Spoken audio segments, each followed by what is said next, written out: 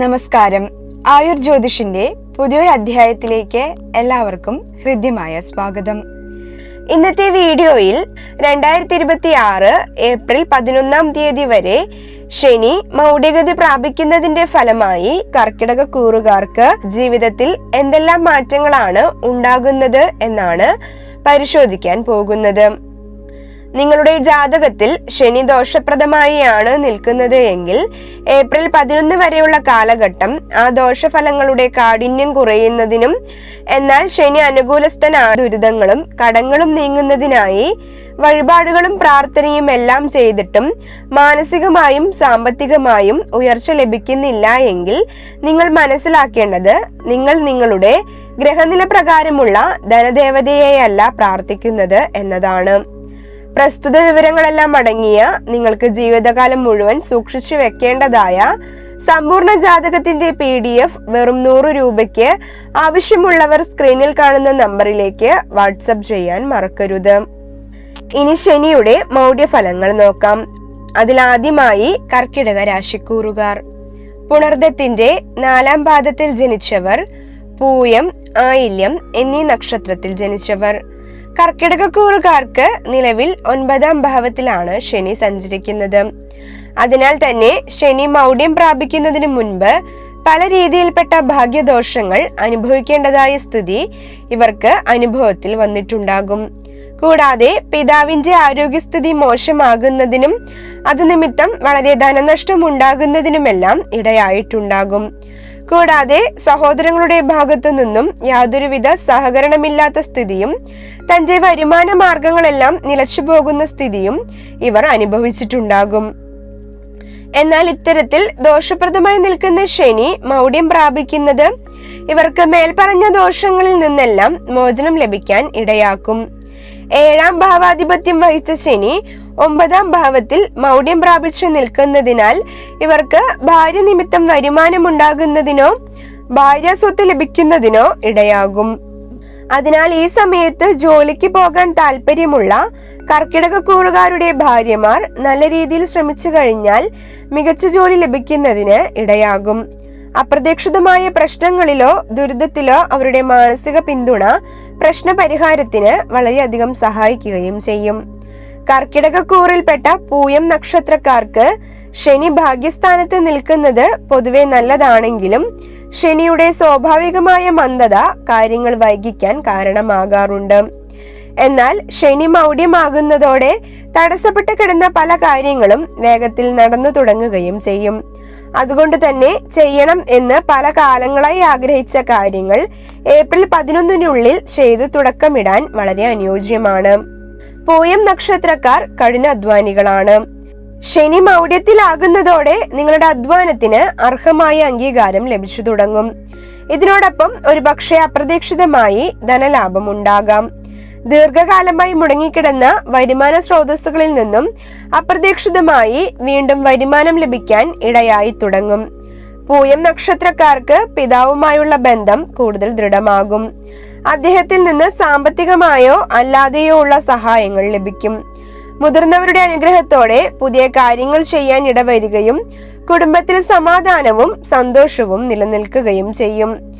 ബുധൻ നക്ഷത്രാധിപനായ ആയില്യം നക്ഷത്രക്കാർക്ക് ശനി മൗഢ്യമാകുന്ന ഏപ്രിൽ 11 വരെയുള്ള കാലയളവിൽ വിദേശയാത്രയ്ക്കുള്ള ശ്രമങ്ങൾ വിജയിക്കും. ഉന്നത പഠനത്തിന് ആഗ്രഹിക്കുന്ന ആയില്യം നക്ഷത്രക്കാർക്ക് തടസ്സങ്ങൾ നീങ്ങി മുന്നോട്ട് പോകാൻ സാധിക്കും. മുതിർന്ന സഹോദരങ്ങളിൽ നിന്നോ സുഹൃത്തുക്കളിൽ നിന്നോ വലിയ പിന്തുണ ലഭിക്കും.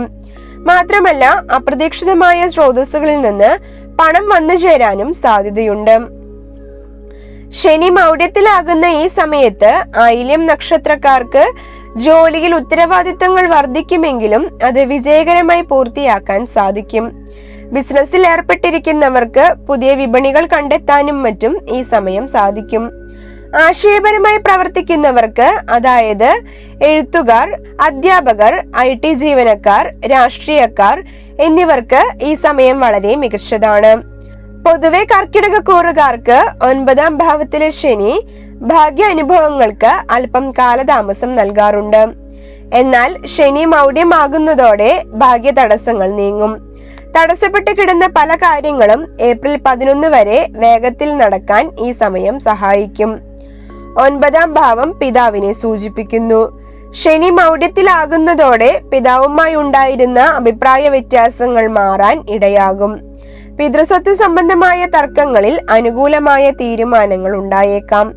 പിതാവിന്റെ ആരോഗ്യത്തിൽ ഉണ്ടായിരുന്ന ആശങ്കകൾക്കും ഈ സമയം ശമനം ലഭിക്കും.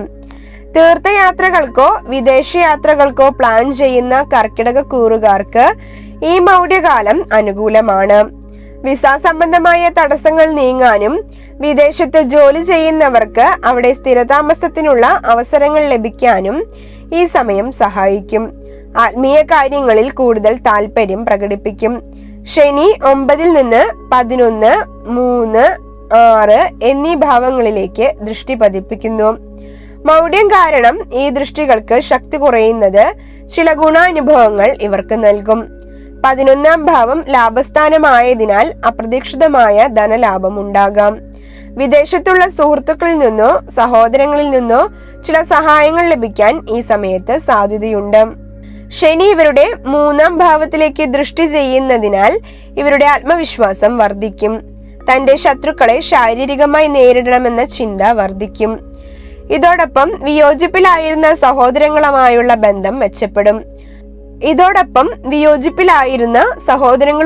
ബന്ധം മെച്ചപ്പെടും. അവരോടൊന്നിച്ച് കുടുംബത്തിലെ എന്തെങ്കിലും ചടങ്ങുകളിൽ പങ്കെടുക്കുന്നതിനും ഈ സമയം സാധ്യതയുണ്ട്. കർക്കിടക കൂറുകാർക്കെതിരെയുള്ള ശത്രുക്കളുടെ നീക്കങ്ങൾ പരാജയപ്പെടും. അപ്രതീക്ഷിത നേട്ടങ്ങൾ നിമിത്തം കടബാധ്യതകൾ തീർക്കാൻ പുതിയ വഴികൾ തെളിയും. 6ാം ഭാവം രോഗഭാവമായതിനാൽ പുതിയ ജീവിതശൈലി സ്വീകരിക്കുന്നതിന്റെ ഭാഗമായി ആരോഗ്യപരമായ പ്രയാസങ്ങൾ മാറും. ഹെൽത്ത് ക്ലബ്ബുകളിലും മറ്റോ അംഗത്വം എടുക്കുന്നതിനും ഈ സമയത്ത് സാധ്യതയുണ്ട്. കർക്കിടക കൂറുകാരുടെ അഷ്ടമാധിപത്യം ശനിക്കുള്ളതിനാൽ ജീവിതത്തിലെ എല്ലാ മേഖലകളിലും മാറ്റം സംഭവിക്കുകയും അപ്രതീക്ഷിതമായി ലോട്ടറി, ഷെയർ മാർക്കറ്റ്, ഊഹക്കച്ചവടം മുതലായവയിൽ നിന്നും വളരെയധികം മെച്ചം ലഭിക്കുന്നതിനും ഇടയാകും. അവിവാഹിതരായ സ്ത്രീകൾക്ക് വിവാഹം നടക്കുന്നതിനും തന്റെ ഭർത്താവിന്റെ രോഗദുരിതങ്ങൾക്ക് ആശ്വാസം ലഭിക്കുന്നതിനുമെല്ലാം വളരെയധികം സാധ്യതയുള്ള ഒരു സമയമാണിത്. താൻ കുറെ കാലമായി പോകണം എന്നാഗ്രഹിച്ചിരുന്ന ക്ഷേത്രത്തിലേക്കോ അല്ലെങ്കിൽ സ്ഥലത്തേക്കോ മറ്റോ പോകുന്നതിനും ഈ സമയം ഇടയാകുന്നതാണ്. ഏപ്രിൽ 11 വരെ ലഭിക്കുന്ന ഈ അനുകൂല സാഹചര്യം പരമാവധി പ്രയോജനപ്പെടുത്തുക. നിങ്ങളുടെ മുടങ്ങിപ്പോയ പ്രധാനപ്പെട്ട കാര്യങ്ങൾ ഈ സമയത്ത് തന്നെ പൂർത്തിയാക്കാൻ ശ്രമിക്കുക. ദോഷഫലങ്ങൾ മൗഢ്യ സമയത്ത് കടന്നു വരികയാണെങ്കിൽ അവ നീങ്ങുന്നതിനായി തിങ്കളാഴ്ചകളിൽ ശിവക്ഷേത്ര ദർശനം നടത്തുന്നതോ അല്ലെങ്കിൽ ശനിയാഴ്ചകളിൽ നീരാഞ്ജനം സമർപ്പിക്കുന്നതും ശനിദോഷങ്ങൾ മാറാൻ സഹായിക്കും. കഴിയുന്നവർ നിത്യവും അതല്ലെങ്കിൽ ശനിയാഴ്ചകളിലെങ്കിലും ശനിസ്തോത്രം ജപിക്കുന്നത് ആത്മബലം വർദ്ധിപ്പിക്കുകയും ദോഷദുരിതങ്ങൾക്ക് ശമനം ലഭിക്കാൻ ഇടയാക്കുകയും ചെയ്യും.